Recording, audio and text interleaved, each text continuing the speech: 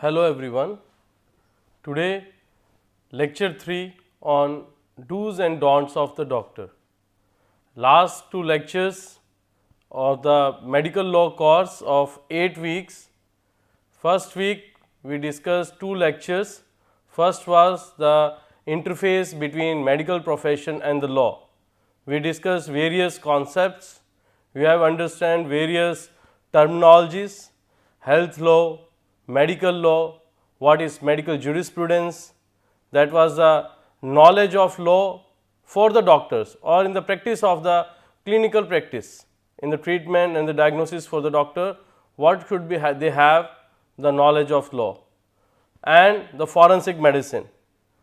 So, these were the terminologies we discussed and various other aspects of the medicine where law is involved, like biomedical waste management, pharmacy, drugs, the wastage, the duties of the staffs.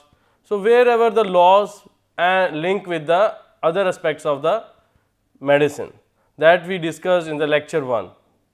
Okay. So, like this lecture 2, what are the roles of the practitioner in the justice?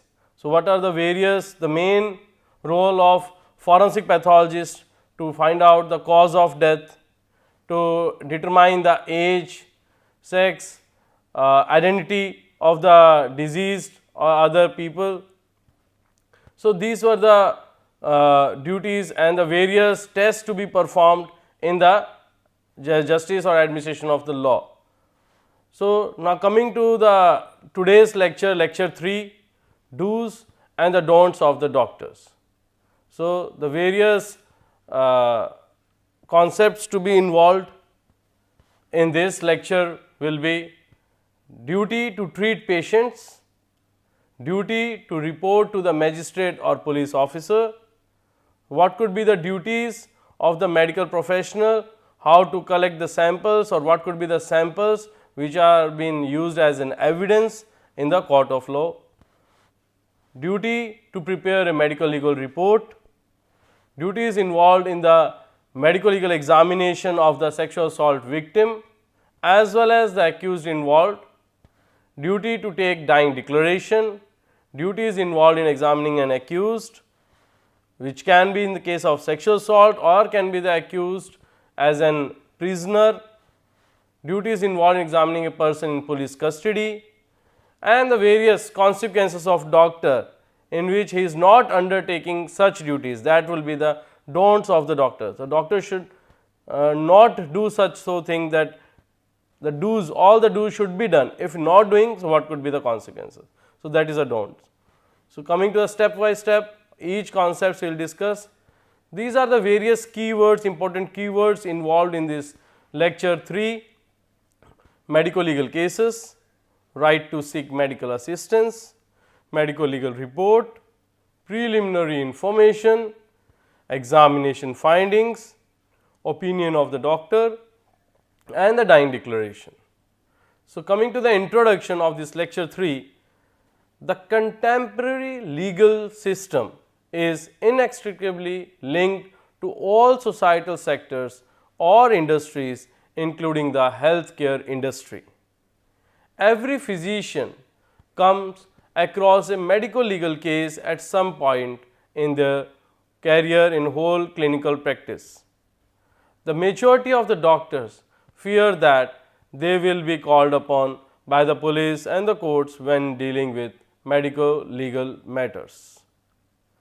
So, the duty of the medical profession is the first and foremost is the treatment, to treat, to give the first aid.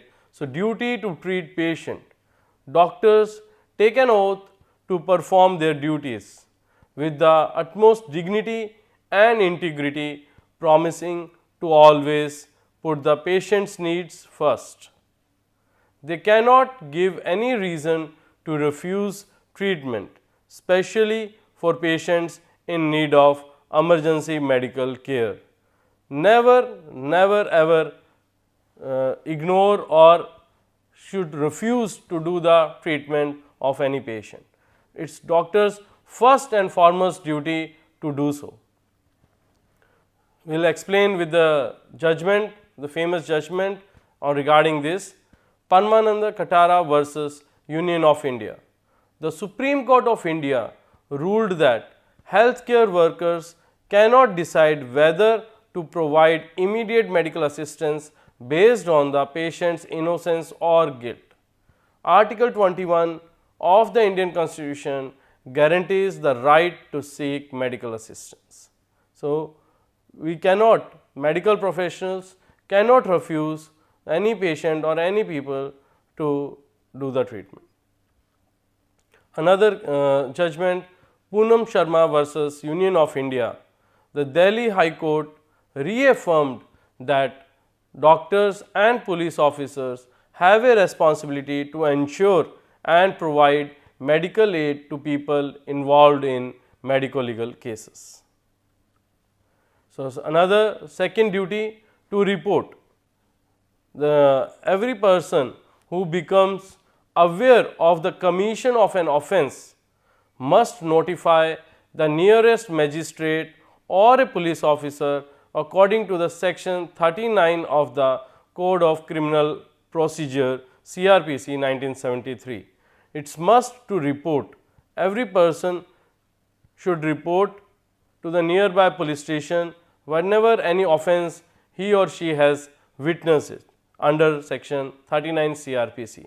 The same applies to a expert witness like doctor who, after examining or treating a patient, concludes that an offence was committed or attempted or it is a medico legal case, must to report immediately by the doctor to the nearby police station. A doctor should consider whether a case is a medico legal case or not on the basis of the facts. The doctor must inform the police on receiving a medico legal case. It is to be noted that a doctor does not need consent from the patient or his relatives for the labeling and informing the police, and if any doubt also must to report to the police and label the case as medico legal case. The various offences under Indian Penal Code to be reported, such as some of the IPC offences that a doctor is required to report are as follows. Offences that affects the life, which comes under section 302, 303, 304, the famous being the 302, the punishment for murder. Offences against public tranquility, sections 143, 144, 145, 147 and 148 Indian Penal Code. Offences related to adulteration of food and drugs, which comes under section 272 to 278 of Indian Penal Code. Theft after preparation made to cause death, hurt or restraint comes under section 382. Robbery and dacoity under section 392 to 399 of Indian Penal Code. So, these are the various offences must to be reported by the doctor. So, next duty or the dues of a doctor or medical professional is to prepare the medical legal report, which has 3 sections which makes up a medical legal report. The first being the preliminary information, second examination findings, third the opinion regarding the injury or regarding the facts by the doctor. Preliminary information, it must include the personal information about the patient, which includes the demographic profile such as age, sex, address, patient's father name, the person brought the victim to the hospital, reporting date and time of the coming to the hospital, date and time of the incident happened, at what time the incident has happened, where it has happened, how much it was far from his home address, and other such information like what is the history or how many people were involved, what could be the reason or the against that incident happening. the patient's fingerprints and identification mark must be on it. We must report the 2 identification marks of that patient, or if patient is unconscious or unable to find out any identification mark, then we can go with any fingerprints. It is also necessary to include the examinations date and time, or if admission require, so admission date and time. Additionally, the patient's history need to be documented completely, whatever the details being involved, the weapon, the number of assailants, the number of person, how many groups were there, or what could be the reason, where it has happened, when it has happened. So, all the details of the history of the incident to be documented in the preliminary information, the part 1 of the medico legal report. Coming to the next, examination finding. Here need to describe about the wounds. What is the description of all the wounds must be provided here under the examination section. Any changes in the color in any part of the body need to be reported. Broken teeth or the bones need to be reported. So, it is being divided what kind of injury, what is the type.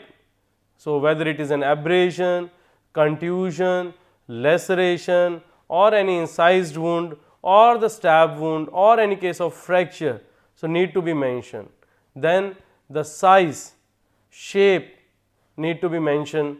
Then where it is located as anatomical landmark, that must be reported. What is the color of that wound, whether it is a fresh or some few days has been passed, or that injury or the wound is covered by the scab, need to be mentioned.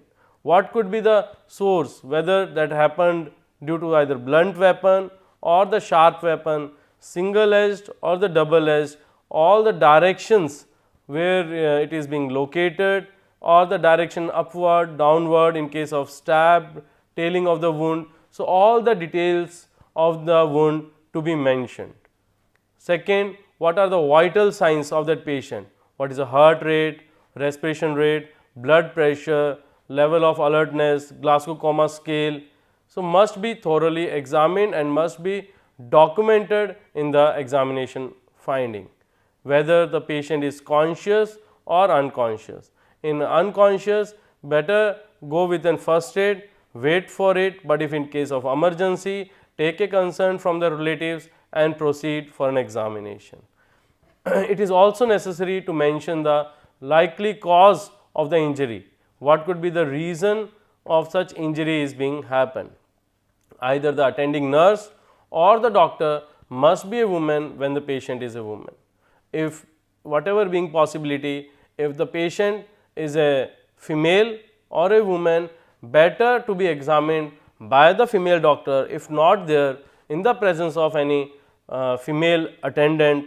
If in a periphery sector in the PHC where there is a only the male doctor or the male nurse being available, you can ask any patient relative female to be present during the examination. So, the third part of the medico legal report, opinion of the doctor. The physician has to provide his or her assessment of the examination results in the medico legal report. He need to specify the type of injury, whether it is a hurt or the grievous hurt, whether it is a minor injury or the severe injury. In addition, he needs to make a determination regarding the type of weapon used, whether either the blunt or the sharp weapon. The sharp could be due to either the single edged or the double edged. He also needs to record how long the injuries are expected to last, what is the timeline on the basis of the color of the wound. The court may also call the doctor to testify as an expert witness and provide his opinion. As per the section 45 of the Indian Evidence Act 1872, the doctor's opinion is deemed to be an expert evidence. So, the opinion to be very clear given in the medical legal report, whether the injury is produced by the blunt weapon or the sharp weapon. In case of sharp weapon, it is either single edged or the double edged, whether this injury is happened very fresh, or a few days have been passed, or it is very late, even months. So, need to be documented properly.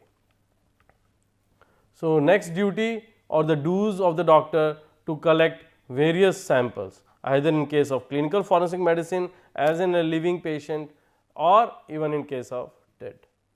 When performing an examination or treating a patient, a doctor is required to gather the required data and the samples and to accurately document them. This guarantees that the doctor will have enough documentation to support an investigation in the event that legal issues emerge. It should be mentioned that the section 201 of the Indian Penal Code makes the disappearance of evidence a crime. So, if anything has happened and the doctor has missed the evidence or misplaced it, has not collected properly, that shows the disturbance of that particular evidence related to the case. So, the doctor can be punished under section 201 of IPC for causing the disappearance or disturbing the evidence related to the case. So, what samples to be preserved related to it? The samples like any vomit, blood, saliva, vaginal swabs, etc. It all depends the case wise case scenario, whether the sexual assault case. So, various swabs you have to take: vaginal swab, vulval swab, anal swab, oral swab. So, in case of any partial hanging, so salivary stains can be there, or any bite marks, so saliva stains we have to take.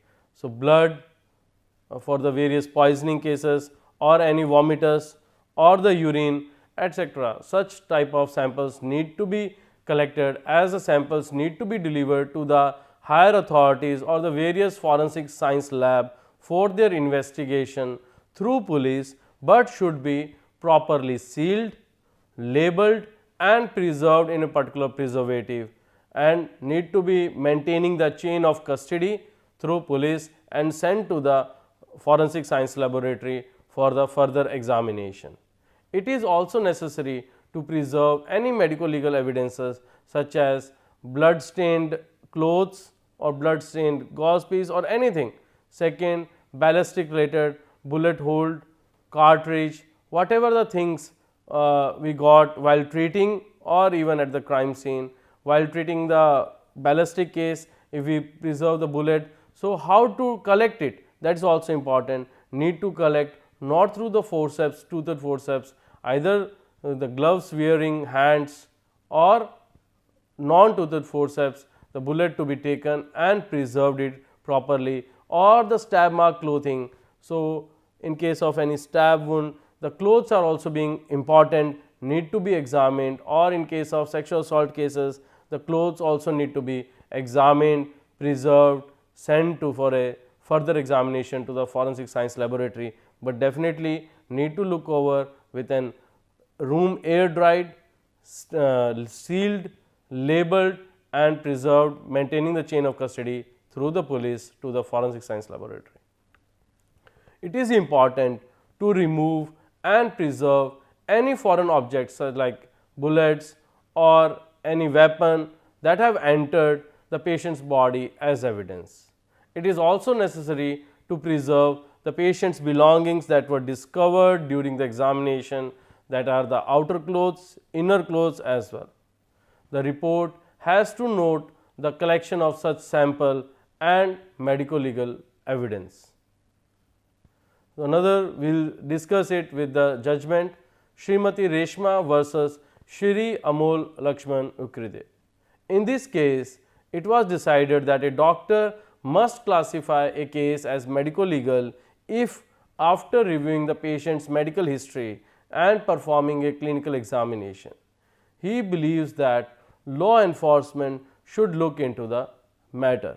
So, if doctor feels that such an suspicion is there or foul play is there, or even in case of doubt, the doctor can put a document as a medico legal case and inform to the police. They can further investigate, ask the relatives how to proceed it. But the doctor's duty is to report immediately, label the case as medico legal and inform to nearby police station. So, the next duty to take dying declaration. A dying declaration as defined by the section 32 of the Indian Evidence Act 1872 is essentially a statement made by a person who is about to pass away or under a situation like death can happen at any time about the circumstances or the causes of his death. It is crucial to alert the police to a patient's impending death so they can contact the magistrate and get a dying declaration recorded immediately. So, the dying declaration has very much important, but as a corroborative evidence. But if any case, if patient survives, then dying declaration has no evidentiary value. Then the patient after survival, after treatment has to give oral testimony his own in the court. Otherwise, if patient death has occurred and the dying declaration is being recorded, properly documented in the presence of magistrate or the police officer who have been assigned, or if in case of emergency particularly doctor and the witnesses, the dying declaration being recorded can be helpful in giving the justice in the court of law. In the event that there is not enough time for the magistrate to record the statement, the physician is required to do so in the front of law enforcement official or other medical professionals. The patient's signature or thumb impression must be acquired following the recording of the statement. So, the judgment, the state of Karnataka versus Sharif, the High Court of Karnataka held that in accordance with the section 32 of the Indian Evidence Act 1872, the patient's history of the incident that led to his death, which the doctor duly documented in the report, may be regarded as dying declaration. So, next concept, the procedural duties in case of sexual assault cases or the rape or the sexual assault cases. Rape is a legal term, so better as a medically used sexual assault cases, sexual assault term. So, what are the duties, various duties of the medical doctor or the examining doctor or the treating doctor to follow it? So, the first and foremost is always a first aid. If he is not a specialist, so after a first aid, a board can be formed of the various specialists to be involved, including the obs gynecologist, physician, pediatrician, forensic medicine, psychiatrist or psychologist to follow it at particular one place, one stop center being made in the hospital, not make the victim in difficult position to move here and there. Better all the doctors should come at one place and do the examination. So, it is being discussed examination, the process of the examination, a victim of rape is outlined in section 164A of the CRPC.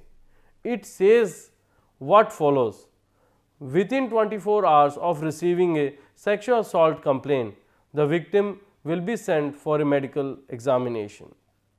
A registered medical professional who works at a hospital managed by the government or a local authority will conduct the examination. In the event that such a professional is not available, another registered medical professional will do so, or with the help of the board the examination can be done. So, there should not be any delay. Okay. So, the examination should be done immediately, the sample should be collected immediately, the evidence should be preserved, whatever being the facility available in that particular hospital or the peripheral healthcare centers.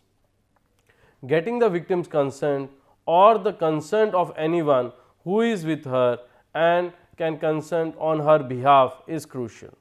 So, the victim consent is important. If the victim's age is more than 12, he or she can give the consent. Even he or she can refuse to give the consent for medical examination. In that case, you can give a counseling and proceed. And if age is less than 12, you have to ask the consent from the parents or the guardian who have come along. So, the consent is very important for proceeding the medico legal examination. after doing the first aid of the treatment. The medical report needs to be accurately document the consent that was given.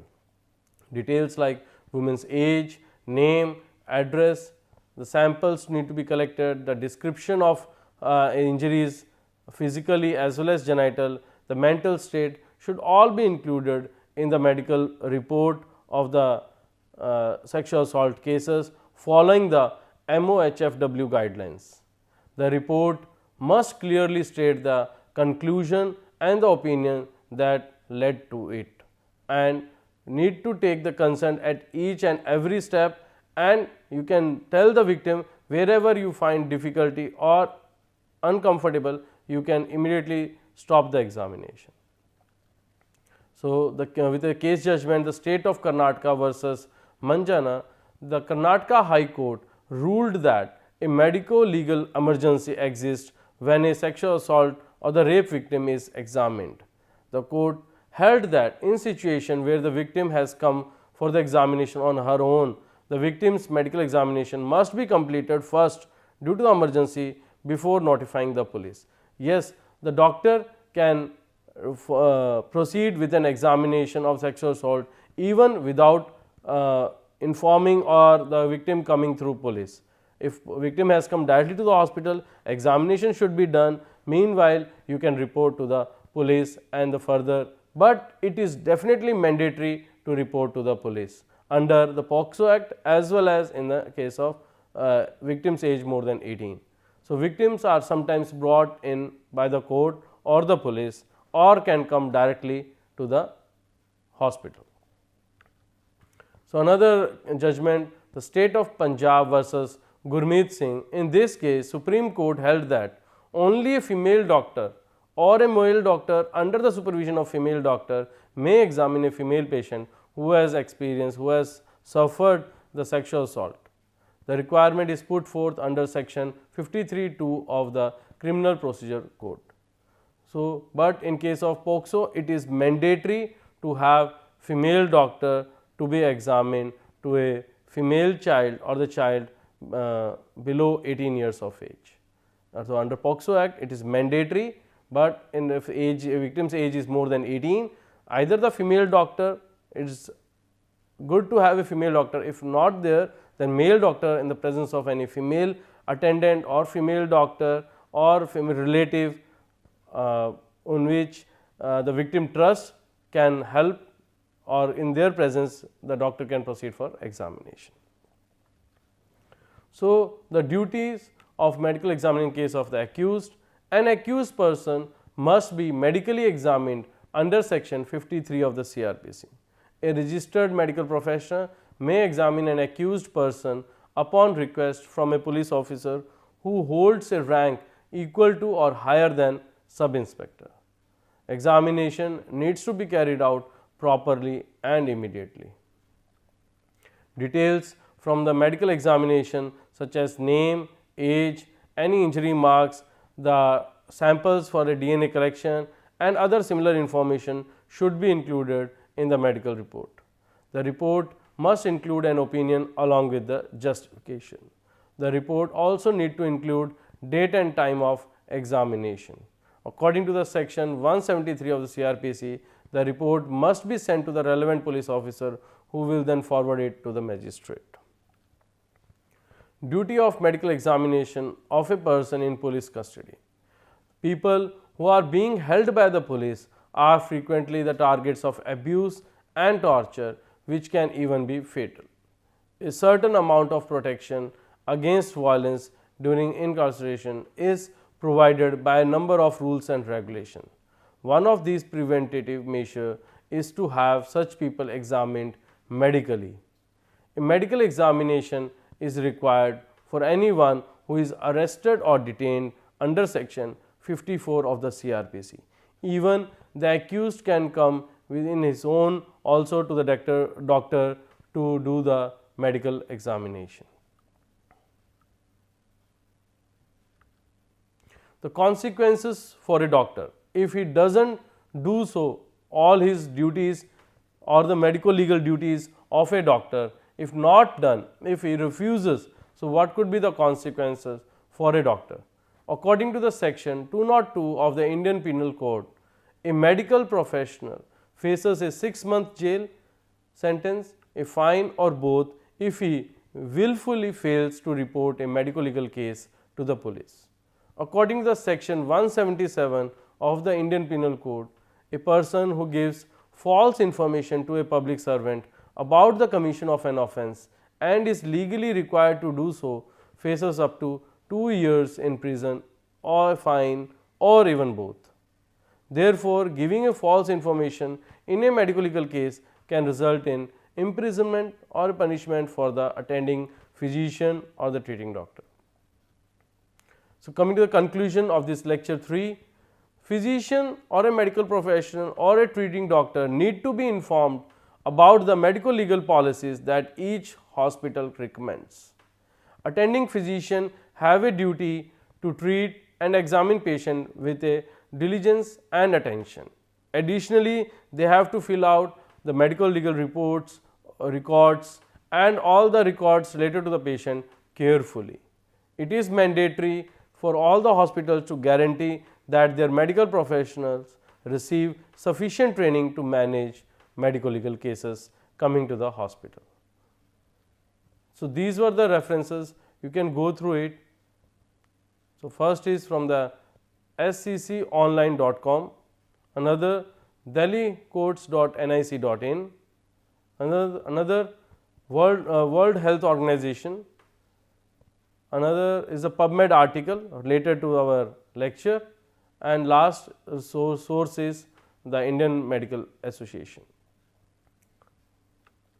Thank you.